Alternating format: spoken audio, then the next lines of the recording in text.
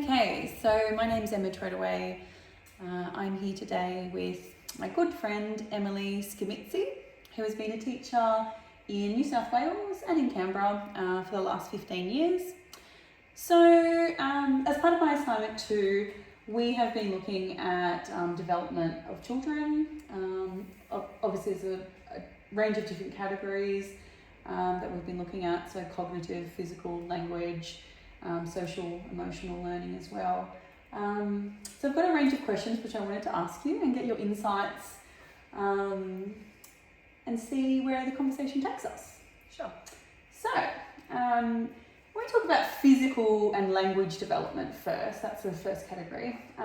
In your own words, how do you know if a student is functioning below expectations in their physical or their language development? When children come to school, they come from various backgrounds and experiences, and a lot of their language development happens in the early years of life. So if parents haven't read to their children, that can impact their oral language development. If they haven't been to preschool, that can also impact gross and fine motor skills, also along with their oral language development, because they're not interacting with other children. So there's so many different things that come to play as children enter school. Having taught kindergarten before, not all children do go to preschool. You're probably getting 2 out of 60 in a cohort who do attend preschool. Wow. So most of them are coming to school with experiences that are developing these fine motor, gross motor skills. Saying that, you can have little boys who are really outdoorsy kids, love playing in the sandpit and running around and with trucks, but have really poor fine motor skills. Doesn't mean that their oral language is delayed or that there's problems with their fine motor skills. They just aren't as developed as what little girls would be who see them do craft for 3/4 of the day at preschool. So it really depends on the environment that the children have been exposed to. It can also have impacts if there's been alcohol and drug. So upbringing. So if the mother has been an addict or drunk a lot, it can impact. I did teach one little boy who was left for the first 12 months of his childhood in a room, so his development, social, language, gross motor hadn't been developed to where his peers would have been, because he was neglected. It doesn't mean that they can't catch up, it just means that parents and schools have to do a little bit more. Right, okay. So a child like that comes into your room, what are those, I guess, telltale signs that you pinpoint within that little boy, for example, that you know that development is delayed in 1, 2, 3 different aspects?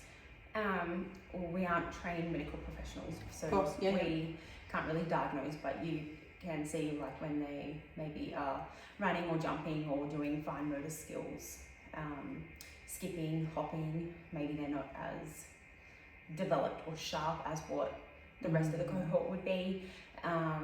Maybe they really struggle with writing, holding a pencil, doing cutting activities. They might not do it as well as what other children can do it. With oral language, you can have some children in kindergarten who come to school knowing all their sounds, and other kids who might be the youngest of 4 and don't know any of their sounds. It can be the other way around too, like language development can be quite broad. And some kids, once they start reading, it just goes. Some kids are a little bit slower than others.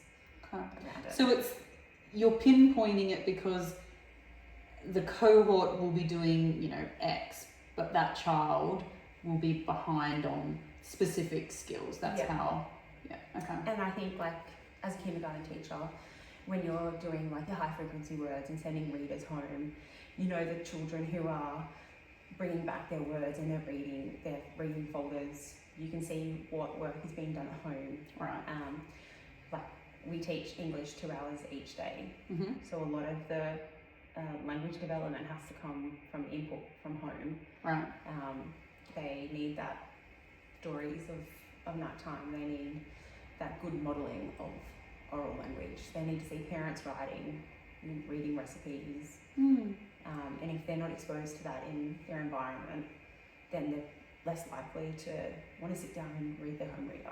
Yeah, I suppose it would affect them. When a student is functioning below their expectations in terms of the physical and the language development, what strategies do you use as a teacher to ensure that they feel included and that they feel supported in your classroom? Yeah, so language development is a big one.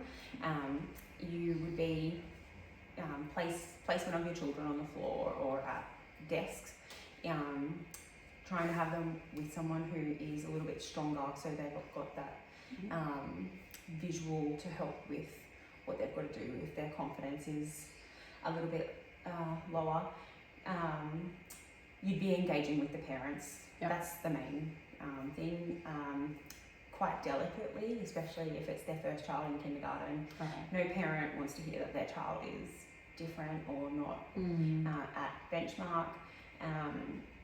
Depending on your school, if you've got the support, you'd be utilising your SLSOs or your teaching assistants to be working with those students to support the teaching that has happened in the literacy development. Is that where like intervention comes in as well? Like it would be in-class intervention at like a teaching level.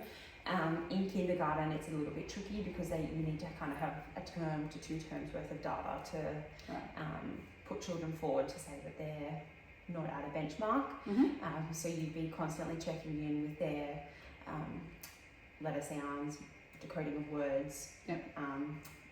By the end of term 2, you'd be expecting most kindergarten children to know their first 50 high frequency words, which is also in partnership with at home. You'd be practicing it every day at school, making sure that they're practicing it at home as well with their home readers to build that language development. You'd be having lots of sharing opportunities where students can talk to develop their own oral language development. And also through play. So you'd have your explicit teaching, but you'd also have times where children can have developmental play to practice those social interactions with their peers. To build that language development. So what about physical and I guess fine motor, gross motor? What about those development? How do you support with children? We fine motor. Kindergarten is lots of cutting, drawing, colouring, writing, and you'll find that the more you write with the children in your class, it will develop over time. So it's lots of practicing. I often tell parents, especially of little boys who really don't like arts and crafts and drawing, if they're boys, get out in the shed with dad, pick up some screws and nails, because it's the same pincher grip that they're using, and that will strengthen it up, because that's all it is. It's those little muscles and tendons haven't strengthened enough, so that's why they fatigue and find it challenging, because they're holding a pencil which they may have not held for a sustained amount of time. How do the cognitive development theories of Piaget, which is focused more on that developmental readiness, versus the theories of Vygotsky, which is that social interaction scaffolding, how do they influence the way that you plan and you deliver your teaching and your learning experiences in the classroom? This is such a controversial topic. Okay. And 2 theorists that both I studied when I was at uni, 20 years ago. Okay. It's really interesting because I work in with the Department of Education, Yep. and they've just restructured all of their units around explicit instruction, which is the underpinning of Vygotsky's theory, where you are explicitly teaching the children what to do, then you are peeling back the layers so that you are setting them up for success, so that they know what they have to do, they do it with you, and then they're doing it independently. I think there's elements that yes, that is how children learn. I also think that there are elements of Piaget's that are just as important. Some children are really immature when they come to school. They start school early. They haven't had the experiences that some other children may have, so that their prior knowledge and their life skills are not at the same level of what other children have. That can all make a massive impact on how quickly a child picks up a new skill or connects to that learning. Kids are interest-based. If they're engaged in the topic, they'll be keen. They'll give you full attention. If they don't like school, don't want to be there, if they have got no interest in the topic, they will just sit and give you the bare minimum. You can have children who are really struggle with English, and then they will be at level in numeracy. Like there can be so many variables with their cognitive learning and ability.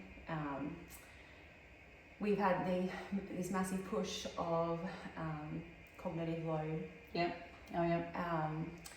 Where if we're not constantly attaining the information that we've learnt, it's pushed to the back of our brain, and it's not that the children don't know it, that they've just forgotten it, and they may need a few lessons to relearn that skill, well, not relearn, but to remember how to do that activity or that skill.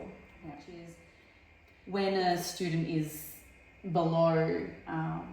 functioning below cognitive expectations, do they simply need that more time? Do they need just that little bit more maturity, if they started early? Or do you actually think it's a case of, no, they need to be taught? Or is it both? I think it really depends on the child and what is actually happening to that child. I have a little girl in my class at the moment, and she has DeGeorge syndrome.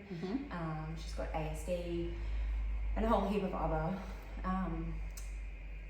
developmental issues happening. Language is one, which also can be classed as part of her DeGeorge syndrome. She's in Year 4, and she has the cognitive development of a kindergarten student. She orally can have a conversation with you. However, she can't write like her peers. She needs a lot of repetition. However, she still needs exposure to what everybody else is learning.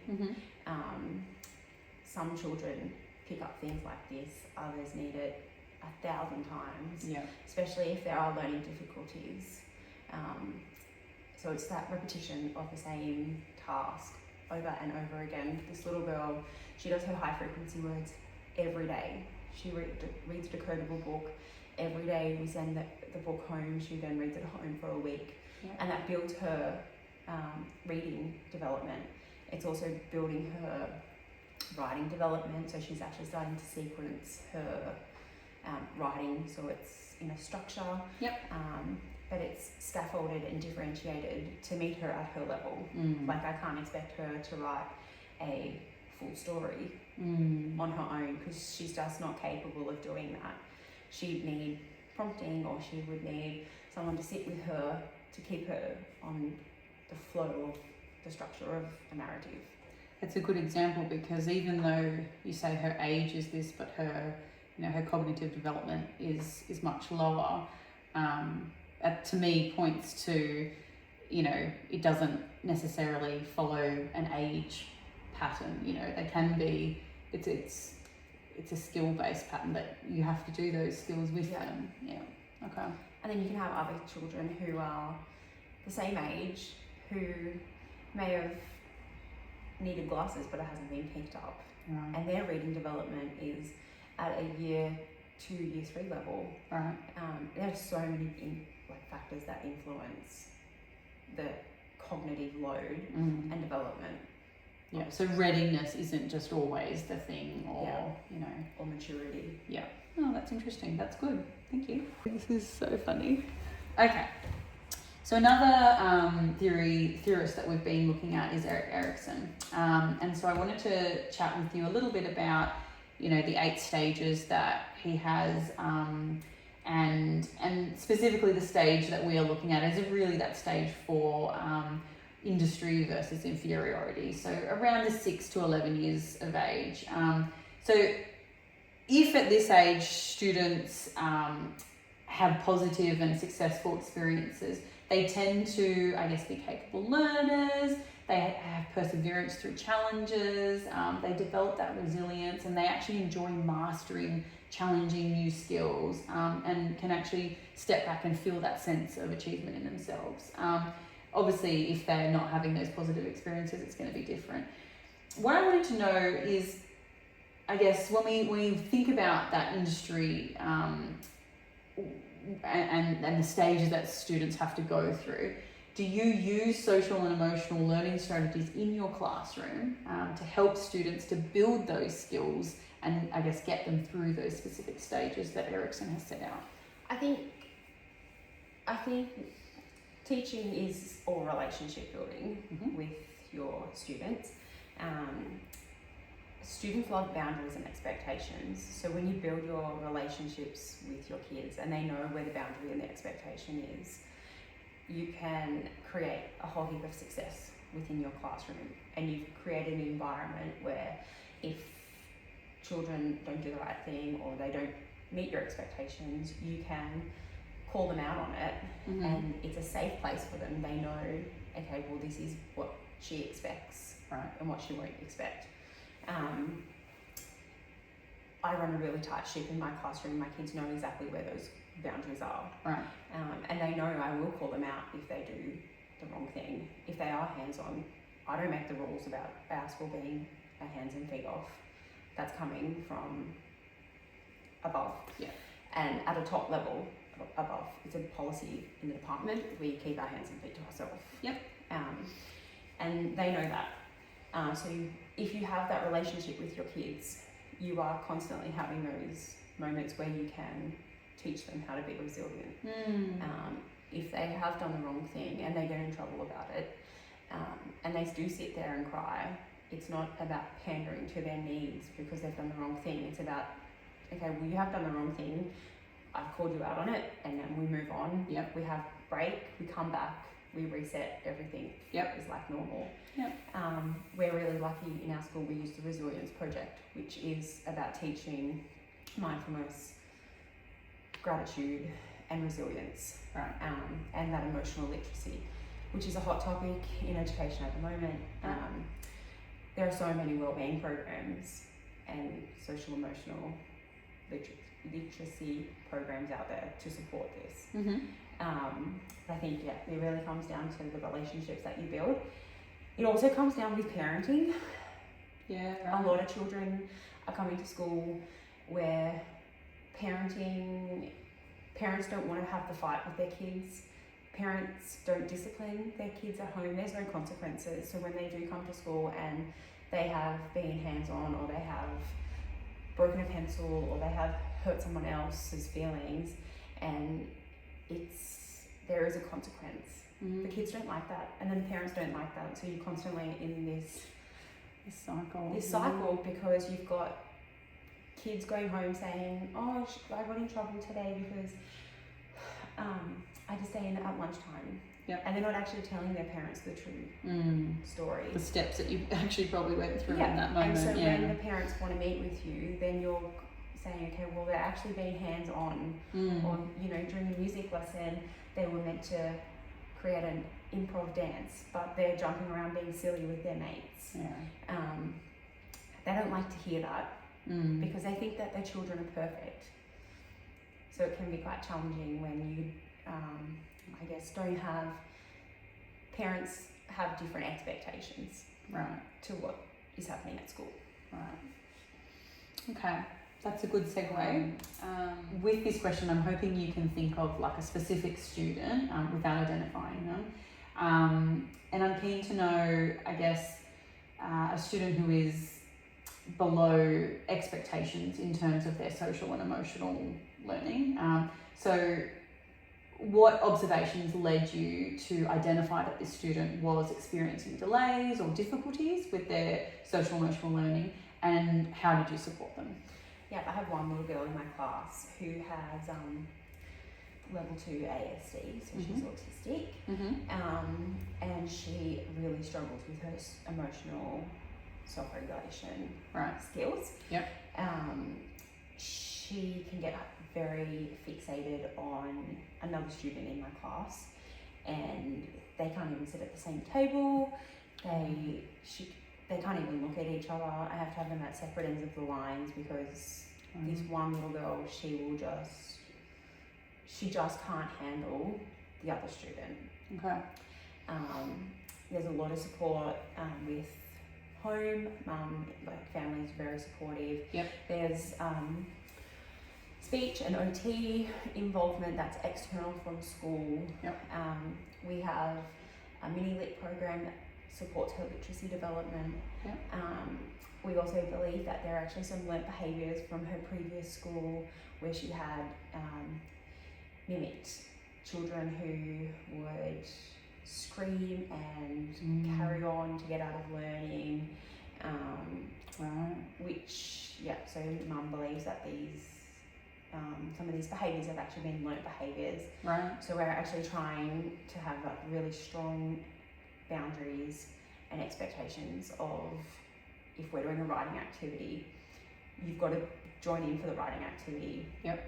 As long as it's something, it doesn't have to be perfect. It's more of the, okay, well, this is what we're doing, everyone has to do it. At the beginning of the year, this little girl was very closed off to doing any of our resilience project lessons, has a really hard time trying to answer, like, if it's, do you want a red pencil or a green pencil? I don't know.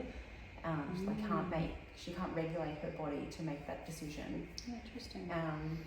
And her standard response to something when she becomes so overwhelmed is nothing. Or I hate this, or I don't know, I'm stupid. So it's trying to break those patterns of behaviour to get her to at least give us something that's not so negative. To engage a little bit. Okay. So you said that you support her through OT, speech, and then that parental involvement too.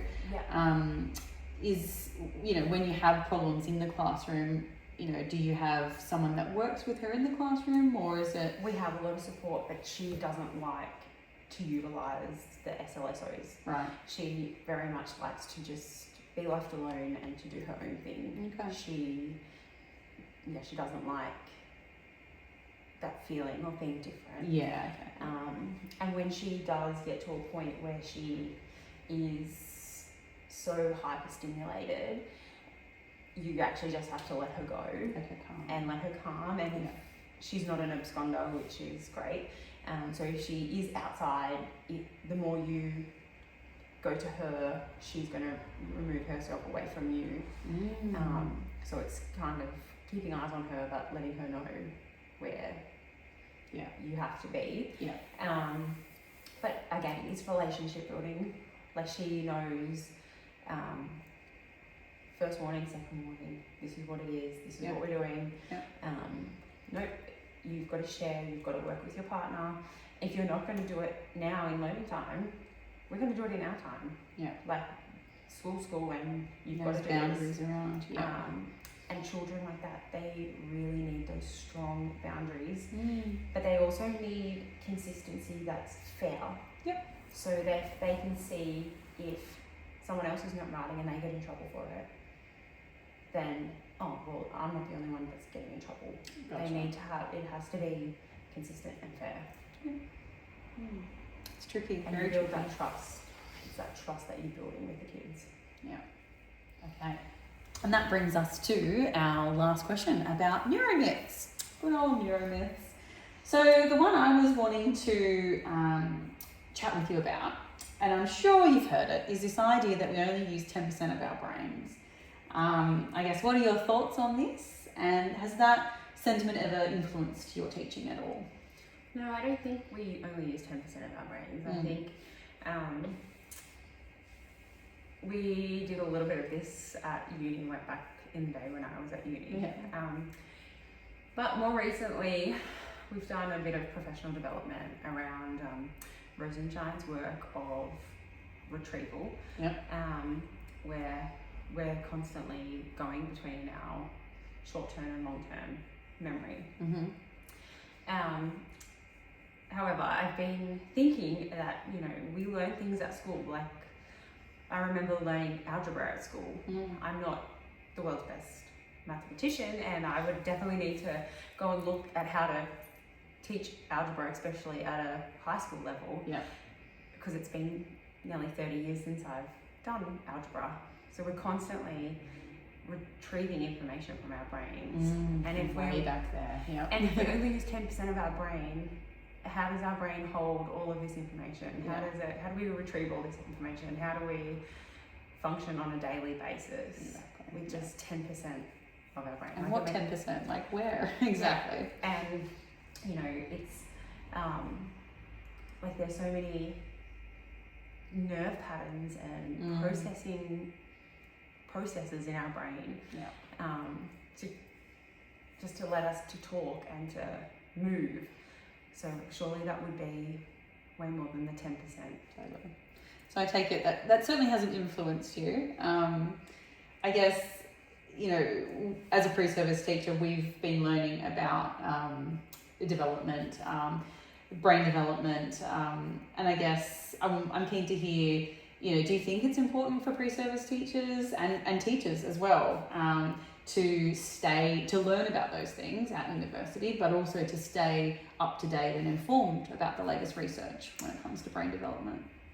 I think as teachers it's really important that we keep ourselves fresh in all areas of development, not just brain development, but also in a range of different teaching strategies, because what works today doesn't always work tomorrow.